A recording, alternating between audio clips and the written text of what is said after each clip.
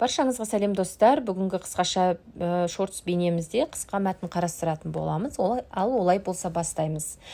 Менің есімім Марал, менің атым Марал, меня зовут Марал. Мен ауылда тұрамын, я живу в деревне. Менің үйім өте үлкен емес, мой дом не очень большой.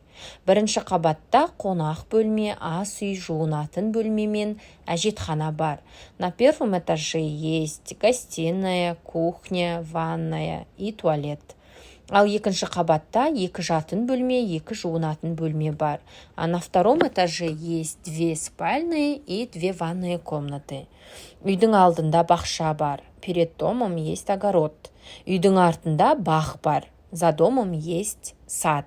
Онда алма, алмұрт, шие ағаштары өседі. Там растут яблони, груши и вишни. Үйдің жанында оң жақта гараж тұр.